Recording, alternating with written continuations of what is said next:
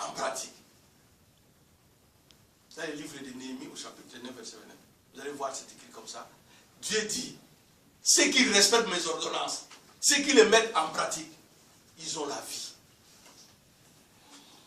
Et si toi tu veux être prospère, mets en pratique la parole de Dieu. Alors troisièmement, pour être prospère, il y a ce qu'on appelle, je vais continuer un autre point, le dimanche prochain, ça sera sur les passés. Il y a ce qu'on appelle les dîmes et les offrandes. La parole de Dieu, je vous ai dit, c'est une sémence. Jésus-Christ d'abord dit, à ceux qui en ont, on va ajouter. À ceux qui n'en ont pas, on va retransmettre. La parole de Dieu, c'est une sémence. Je vais demander qu'on puisse nous lire 2 Corinthiens, chapitre 9, de 6 à 13. Le reste des textes, je vais vous donner. 2 Corinthiens 9, de 6 à 13.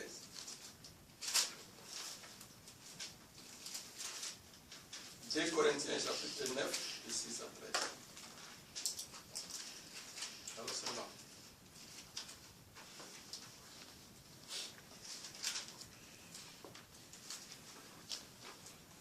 Bon, moi je vais lire. Comme ça, vous allez chez vous. Je cherche mes classes. Voilà. Suivez la parole de Dieu, je les lis avec joie. 2 Corinthiens, chapitre 9, de 6 à 13. La parole de Dieu nous dit ceci. Sachez-les, celui qui sème peu, moissonnera peu. Et celui qui sème abondamment, moissonnera abondamment. Que chacun donne comme il a résolu en son cœur, sans tristesse ni contrainte, car Dieu aime celui qui donne avec joie. Alléluia. Amen. Dieu aime celui qui donne avec joie. Pas celui qui vient, qui se dit, bon, mon argent, si je paye l'offrande, je paye la dîme, qu'est-ce que ça va devenir? Ou celui qui commence à calculer, je n'ai pas encore payé la maison. Non. On va voir qu'est-ce que la dîme et qu'est-ce que l'offrande. Donc Dieu préfère les gens qui donnent avec joie. Pas quelqu'un qui vient dans les paniers de l'église, il vient avec son argent, il vient donner l'argent pour échanger. Donc, si vous voulez, vous avez la monnaie à faire, faites chez vous. Si vous n'avez pas trouvé, ne donnez pas votre offrande. On n'échange pas de monnaie dans l'offrande de l'église. Alors, je continue. Que chacun donne comme il a résolu en son cœur. Ne raisonnez pas, ne venez pas attendre que quelqu'un d'autre, ou regardez comment quelqu'un a donné, moi aussi je vais donner, non. Sans tristesse, ni contrainte. On n'oblige pas quelqu'un à offrir, car Dieu aime celui qui donne avec joie. Et Dieu peut combler de toutes sortes de grâces. Et Dieu peut combler de toutes sortes de grâces. Moi j'aurais écrit, et Dieu va combler de toutes sortes de grâces. Toutes sortes de grâces, afin que, possédant toujours en toutes choses de quoi satisfaire à tous vos besoins, vous ayez encore en abondance pour toute œuvre. Selon qu'il est écrit, il a fait de largesses, il a donné aux indigents, sa justice subsiste à jamais. Celui qui fournit de la sémence au semeur et du pain pour sa nourriture, vous fournira et vous multipliera la sémence. Et il augmentera le fruit de votre justice. Alléluia. Amen. Acclamons pour cette parole. Celui qui fournit de la sémence au semeur et du pain pour sa nourriture vous fournira et vous multipliera la semence, il augmentera le fruit de votre justice. Vous serez de la sorte enrichis à tous égards pour toute espèce de libéralité qui par notre moyen feront offrir à Dieu des actions de grâce. Donc, pour ne pas continuer, vous allez lire à la maison. Je vous mets en défi et vous mettez Dieu en défi. Le Seigneur le dit dans le livre de Lévitique, dans Nombre. La dîme appartient à Dieu. La dîme, ce n'est pas seulement ton salaire. C'est tout ce que tu as comme revenu. Les dixièmes de ces revenus-là. Il y en a, ils vont me dire, ils ne travaillent pas. Ils reçoivent des revenus. Vous recevez les revenus. Mais vous n'arrivez n'arrivez même pas à s'aimer dans votre église. Vous ne venez même pas payer les dîmes. Ce n'est pas, je vous avais déjà dit ici que je ne prêcherai pas pour les dîmes. Ce n'est pas le pasteur qui va vous demander de venir donner vos dîmes. Non. C'est ton alliance à toi. Le pasteur est le pilier de ton alliance avec Dieu. Et ton alliance là, c'est fait par l'onction que Dieu a mis de ton pasteur pour arriver vers toi. Dans Hébreu chapitre 7, déjà au verset 8, mais vous pouvez lire de 1 à 13, Hébreu chapitre 7, verset 8, vous allez voir, on vous explique que c'est vrai, vous donnez la dîme à l'être humain qui est face à vous. Mais celui qui reçoit cette dîme, c'est le Dieu qui donne. C'est le Dieu créateur. Ce n'est pas à l'homme que vous donnez. Par exemple, pasteur Isaïe, je n'avais pas la révélation, je ne pouvais pas te comprendre à l'époque. Alléluia. Amen. Donc, vous devez donner votre dîme. Ne dites pas que je veux donner au pasteur. Le frère qui est présent, sa propre femme a fait la prophétie, qui est notre prophétesse. Il lui a dit, Dieu te demande de venir donner ta dîme à l'église. Mais depuis qu'il est venu, si tu me connais, je ne lui ai jamais dit de venir donner sa dîme. Mais pourquoi Dieu lui fait cette recommandation? Il sait qu'il y a des portes que Dieu va ouvrir si tu payes ta dîme. Celui qui ne paye pas sa dîme, c'est comme si vous allez, est-ce que vous, quand vous êtes là, vous pouvez voler dans un supermarché? Vous pouvez voler dans un supermarché? Non. Mais vous volez Dieu. Puisque tout bien lui appartient. L'argent lui appartient. Vous recevez l'argent, mais vous ne payez pas vos offrandes et vos dîmes. Si j'ai dit tout à l'heure, la parole de Dieu c'est une sémence. Nous venons de lire l'apôtre Paul aux Corinthiens, 2 Corinthiens 9, il nous dit quoi? Il dit, celui qui donne la sémence ou semeur, si vous payez vos offrandes, il va s'aimer dans vous. Celui qui donne la sémence. Donc quelqu'un est en train de cultiver, il y a quelqu'un d'autre qui veut lui donner des grains pour moissonner. Mais c'est Dieu qui donne. Ce que Dieu te donne, si tu n'arrives pas à donner à ton église. Puisque Moïse, quand il va donner des recommandations aux enfants d'Israël, dans Deutéronome, dans Exode, même Exode 23, il a dit quoi? Allez-y, vous n'aurez pas de problème de maladie, vous n'aurez pas de problème de prospérité, vous aurez tout. Mais quand vous avez quelque chose, rendez grâce à Dieu. N'oubliez jamais Dieu. Mais les enfants de Dieu écoutent la parole de Dieu. S'occuper de son pasteur. Si vous venez, pasteur, non, demande-moi tout ce que tu veux. Je ne vais pas demander.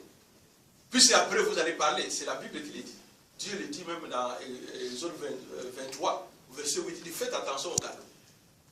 Mais si vous dites, vous voulez que moi je vous appelle, oui, amenez-moi telle chose, et puis vous marchez à roue dans les trains, quelqu'un vous voit, bonjour, vous allez où? Ah, je n'ai jamais ça au pasteur. Non, ça doit venir de votre cœur. Alléluia. Amen. Donc s'occuper de son pasteur, c'est s'occuper de son papa. Ça donne la bénédiction. Les pasteurs comme sa femme, ils n'ont pas besoin de vous demander quelque chose. Vous devez disposer. L'apôtre Paul le dit. Celui qui travaille de l'évangile doit manger de l'évangile. Et le Seigneur Jésus dit, l'ouvrier mérite son salaire. Amen. Mais toi tu viens à l'église, non, pour toi les dimanches ça suffit. Tu ne soignes pas ton église. On dit on a besoin de choses à l'église, ça ne te dit rien. Tu attends que tu vas venir donner des choses, on n'achète pas à guéro. Tu sais que ton pasteur prêche. Il a peut-être besoin de chaussures ou de ceci. Il ne va pas te demander. Mais si toi tu fais ton action de grâce, sache que c'est à Dieu que tu donnes. Lisez bien Hébreu 7. Vous allez voir. La bénédiction de Dieu va descendre chez toi et dans ta maison. C'est ça qu'il dit.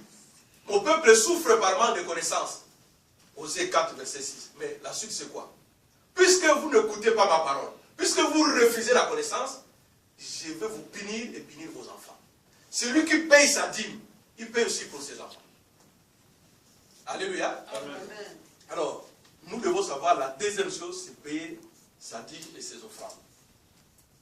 J'aurais bien beaucoup de choses à vous dire. Dans le livre de Philippiens, l'apôtre Paul dit au Philippiens 4, de 18 à 19, il dit, puisque vous donnez aux saints, mon Dieu pourvoira à tous vos besoins selon sa richesse. Dieu, il est riche. Mais si les saints qu'il appelle, ce n'est pas ce qu'on vous a appris dans d'autres églises, que quelqu'un est mort, il faut l'appeler saint, non. Les saints, c'est celui qui est pieux, qui sert Dieu et qui est fidèle au Seigneur. Même vous, vous êtes des saints, puisque vous êtes fidèles à Dieu. Et celui qui s'occupe de ceux qui sont au service de l'église, il est béni. Dieu pourvoit pour lui. Ce n'est pas facile de réciter ces phrases. Oui, mon Dieu pourvoira, mais qu'est-ce que toi tu fais dans ton église pour que Dieu puisse pourvoir pour toi? Alors si j'ai dit, la femme qui avait l'hémorragie, faisait la mauvaise semence, puis il donnait. Il y a certaines églises, c'est vrai, il faut donner au pasteur. Dieu lui-même a dit, il y a des vrais et des faux. Je ne dis pas que je suis le meilleur, mais le Saint-Esprit vous révélera qui je suis. Alléluia. Amen. Alors quand vous s'aimez chez de mauvaises personnes, c'est normal, vous bloquez votre argent. Vous savez combien de fois je sors le panier de l'église ici, vous voyez les prophétaires venir arracher, puis il y a des gens qui veulent venir donner leur argent et maudire même le panier de l'église. Et si vous allez chez les mauvais pasteurs, vous payez votre offrande à des personnes, la dame donnait son argent et ne trouvait jamais la guérison. Vous allez multiplier vos dons là où vous ne pouvez pas et jamais la bénédiction de Dieu va venir. Il faut savoir à qui vous donnez vos dons. Alléluia. Amen. Donc la sémence vient de Dieu. Quand Dieu te donne, commence d'abord à semer dans ton église. Donc c'est pourquoi j'ai dit, je vous mets en défi. Priez pour votre pasteur et pour votre église. Semez dans votre église et vous allez voir la grâce de Dieu sur vous. Alléluia. Amen. Le don, le Seigneur Jésus, je vais prendre dans Marc 1. Parmi ses premiers miracles, regardez Marc chapitre 1. Jésus marche, il rencontre un lépreux. Il est guéri. Et la Bible dit, lui donne la ferme recommandation. Il dit, va, tu vas voir le prêtre et tu payes ce que Moïse a dit pour la guérison. Toi, tu viens prier, tu veux la guérison, tu veux les bénédictions, tu veux la prospérité. Commence par s'aimer dans ton église. Les écrits du ciel vont s'ouvrir pour toi. Alléluia. Amen. Alléluia. Amen. Sème dans ton église. Prie pour ton pasteur. Prie pour ton église. Participe à l'avancement de ton église. Dieu va te bénir. Les pasteurs aussi payent la dîme. Même madame en ayant juste les sacerdiques, elle a payé sa dîme. C'est sacerdique, 300 €. Elle a payé sa dîme. Puisque les livres de nombre nous recommandent, nous recommande de payer la dîme de la dîme. Et il faut payer la dîme. Quand vous payez la dîme, les pasteurs doivent aussi payer la dîme. Il y a d'autres églises aussi, il y a d'autres pasteurs. Donc, quand vous lisez les livres de Galates 6, vous allez voir que les offrandes, les pasteurs peuvent bénéficier de vos biens. Pourquoi? Regardez dans l'église primitive quand elle a commencé. Ananias et Azaria, ils ont vendu leur maison. Mais puis ils sont venus mentir et ils ont trouvé la mort. Mais c'est leur argent, c'est leur maison. C'est Dieu qui bénit. C'est Dieu qui donne. Non. C'est Dieu qui bénit, c'est Dieu qui donne. C'est Dieu qui sanctifie. Donc nous devons prier pour que la grâce de Dieu vienne dans notre église. Et nous devons participer au fruit de notre église. Le Seigneur Jésus avait vu même une dame qui payait l'offrande à l'église. Il n'a pas refusé. Les gens se moquaient de cette veuve. Il a dit, mais il a donné avec son cœur. Donnez avec votre cœur. Je suis en train de réfléchir. Même si quelqu'un tombe, le Seigneur va s'en occuper. Vous vous occupez, vous êtes pasteur, vous priez. Oui, mais vous attendez, je ne peux pas arrêter. Le Seigneur sait, même si quelqu'un tombe là, je ne peux pas quitter la prêche pour aller pour cette personne. Vous êtes là pour ça. Si Dieu a dit que c'est moi en prophétie, je viens. Vous attendez. Alléluia. Amen. Donc, je disais, la première chose pour déclencher sa prospérité, c'est connaître la pensée de Dieu. La deuxième chose, c'est connaître la parole de Dieu. La troisième chose, c'est payer sa dîme et ses offrandes. Il faut les payer. Puisque Dieu pourvoit pour ceux qui exécutent et qui mettent sa parole en pratique. Alors, la troisième chose que je vais parler le dimanche prochain, ça sera le respect, et dont je vais commencer, et les souhaits de son pasteur. Vous connaissez tous le psaume 105, verset 15, qui dit « Ne touchez pas à mes oins ». Vous connaissez tous un chronique 16, 22, qui dit « Ne touchez pas à mes oins ». Mais peut-être que vous ne savez pas la rigueur et l'ampleur que cette parole a. Vous savez, dans le nombre 12, Aaron et sa sœur Myriam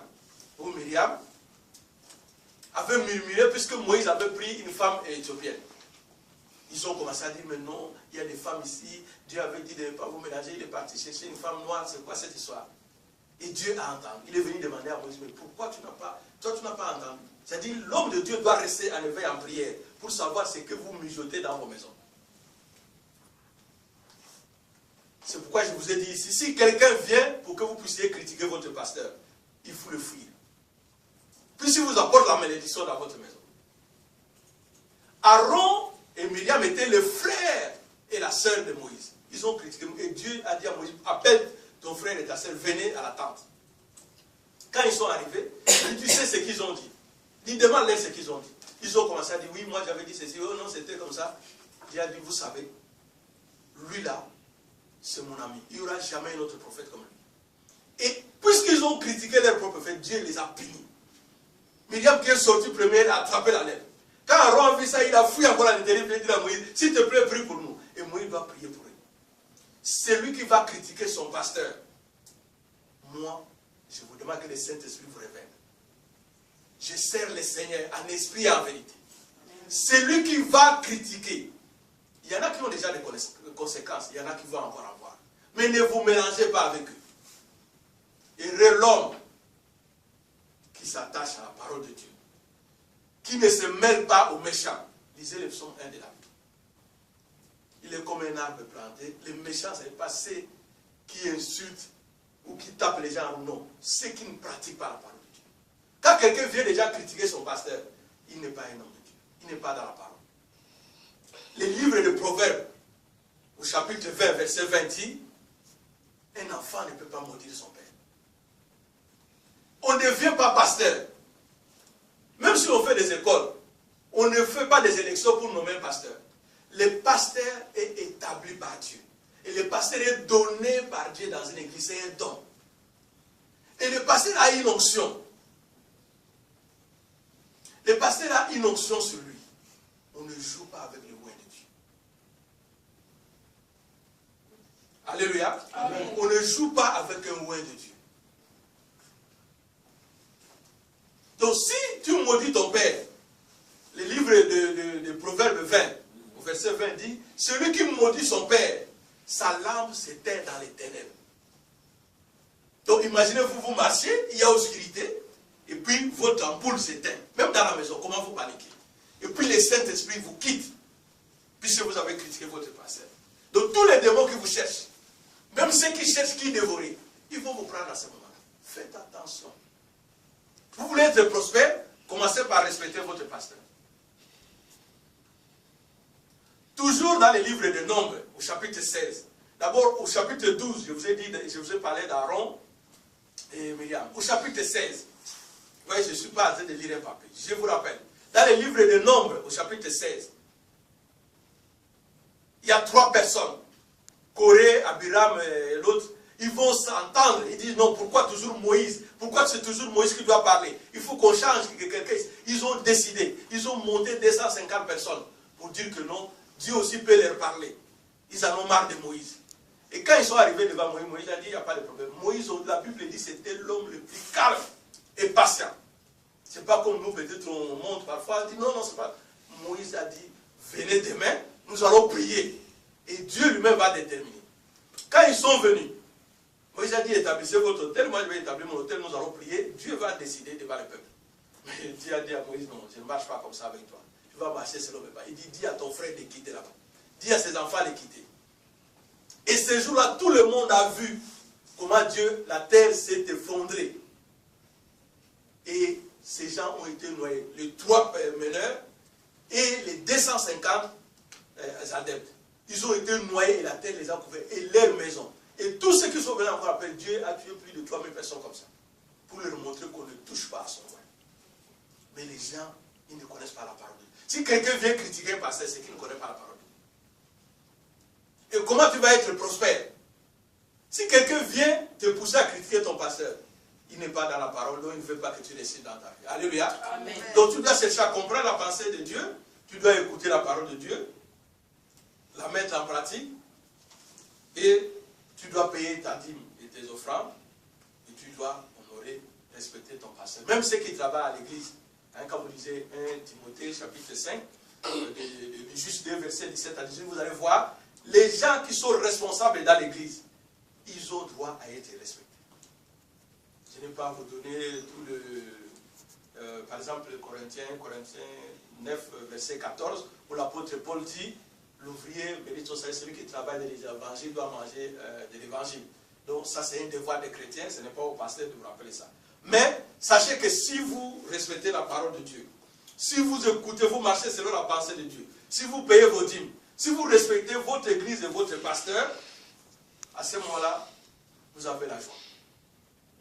Vous avez la joie, vous marchez, comme David dit, le psaume 23, l'Éternel est mon berger, je ne manque de rien. Donc vous avez tout et vous avez déclenché votre prospérité. Si vous marchez dans la parole de Dieu, nous allons prier tout à l'heure avec le psaume de 118, vous allez voir qu'est-ce que Dieu fait à ceux qui sont fidèles à lui. Mais quand vous lisez le psaume 133, l'onction qui descend sur la tête et coule sur la barbe d'Aaron vient jusque dans l'assemblée. Si vous priez pour votre pasteur, les Seigneurs qui multiplient les grâces dans votre église, les bénédictions viennent jusqu'à vous. Alléluia. Acclamons pour la parole. Il est là, il est là, il est là parmi nous. Il est là, il est là, il est là parmi nous. Je prie Seigneur, je chante avec joie la présence de mon Dieu, car il est là parmi nous. Aujourd'hui, Seigneur, je chante avec joie la présence de mon Dieu, car il est là parmi nous. Il est là, il est là, il est là parmi nous. Il est là.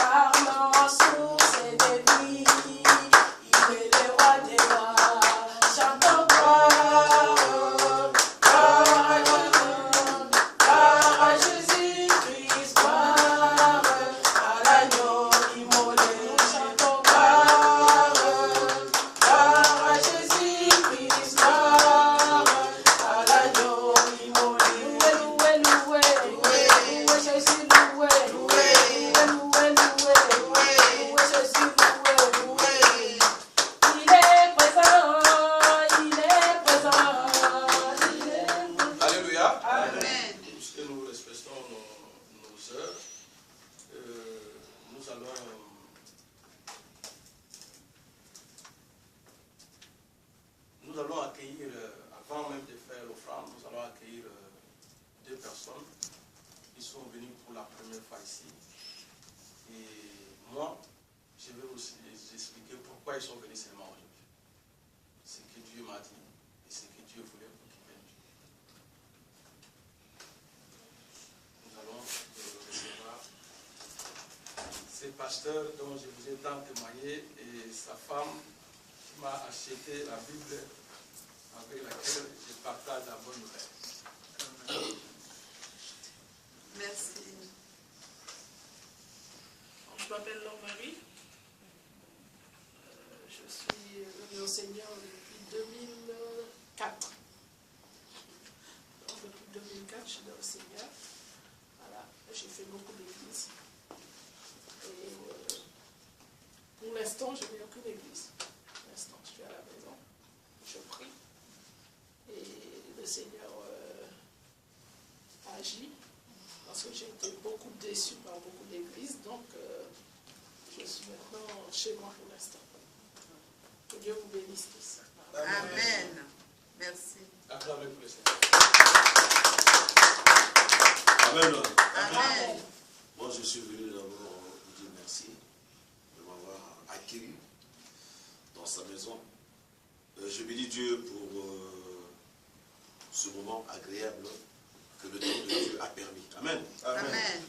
Ça fait 10 ans que j'ai connu cet homme. 10 ans. Jour pour jour, j'ai connu. Merci. Je suis le serviteur de Dieu en anglais Isaïe. Ça fait 10 ans que j'ai connu cet homme. Je l'ai connu par, au travers d'un ami. Nous sommes allés dans un chantier. On marchait avec lui, j'arrive, je le vois comme ça. Je le regarde. Il n'était pas aussi grand comme ça là. Je le voyais un peu petit. Je dis, toi tu es un homme de Dieu, toi. Il a ri, il a souri, il est parti. Comme il était trop fumiste, il est parti. Il ne m'a pas répondu. Et on a commencé à avoir les attaques. Au mois de janvier, l'an 2006. On a commencé à avoir les attaques dans l'entreprise. Et l'ami qui m'avait amené, quand je le voyais sale, quand je dis sale, sale, quand tu le vois, donc tu sors, tu ne peux même pas t'approcher de lui. Je dis, mais comment tu es sale comme ça là? Et lui, il souriait. Je dis, mais c'est ton frère, mais pourquoi tu as dû sourire? Entre-temps, ça, on s'est rendu compte que l'ami était dans le maraboutage que tu ne peux pas comprendre. Dans sa maison, c'était un dépôt. Rien ne marchait au travail. Et il m'a dit, on se met au travail. Je dis, mais moi, pourquoi on va se mettre au travail? Bref, j'ai béni Dieu parce qu'aujourd'hui, ça fait 10 ans. J'ai eu mes 60 ans le 26 janvier dernier, que j'ai eu mes 60 ans, je ne suis pas un enfant. Et le temps de Dieu a fait qu'aujourd'hui, que je puisse venir apporter quelque chose dans l'édifice du Seigneur, à côté de l'homme de Dieu que je dois beaucoup respecter et je respecte toujours. Il y a eu de haut et bas, mais le respect est là. Même quand je partais sur lui, je dis que tu es un homme de Dieu. Il m'appelle toujours pasteur. Et j'ai bâti des églises. Mais ce n'était pas la volonté de Dieu. Amen. Amen. Ce n'était pas la volonté de Dieu. Les gens venaient me chercher. On bâtit. On bâtit. On bâtit. Il y avait toujours des problèmes. Et il y a eu un moment, nous sommes allés travailler quelque part avec lui. Parce que je l'aimais toujours. Quand on me met dans un chantier, il faut qu'il soit là. J'aimais qu'il soit avec moi pour sa main. Et nous sommes allés, on a travaillé, et on a commencé à avoir discuté. Une femme est venue. Quand la femme est venue, et l'homme de Dieu me dit, pasteur Isaïe, viens, on va prier pour cette femme. Je dis, attends, moi je t'ai déjà conseillé. On n'est pas à l'église ici, là, on est au chantier. Mais comment tu as amené cette femme-là ici, on va prier. Je dis, non, on fait compris. C'est là où tu n'as jamais compris que ce que tu as là, un jour, Dieu va te frapper. C'était chez le docteur. Je lui ai dit ça, et on a prié, Dieu nous a révélé, et la femme, tu vois, c'est comme quelqu'un, vous allez chez un marabout, il prie pour vous, et tu reçois la bénédiction, tu vas. Je dis que non. Mais il fallait attendre le temps de Dieu. Il était souvent parfois dans le Maria, Saint-Joseph, mais c'est Dieu lui-même le préparait. Parce que c'est un homme qui connaît la parole. Amen. Amen. Vous avez un homme de Dieu. Quand je vous ai dit que j'ai mes 60 ans, j'ai eu mes 60 ans le 26 janvier passé là. Ce mois-ci là. Donc je ne suis pas un petit enfant. C'est un homme qui connaît la parole. Mais Dieu m'avait mis à côté de lui. Mais il fallait attendre le temps. Quand il est venu ici pour commencer l'œuvre de Dieu, il m'a appelé. Je dis que non, c'est pas comme ça. Je dis que non, merci, que Dieu te bénisse. Amen. Amen. Il faut attendre le temps de Dieu. Je suis allé travailler avec lui. Il m'a amené. Et quand nous sommes allés, je dis que non, mais écoutez, je vais aller voir le prophète en question. Il m'a invité. Je dis, ah, tu m'amènes encore chez les Ivoiriens?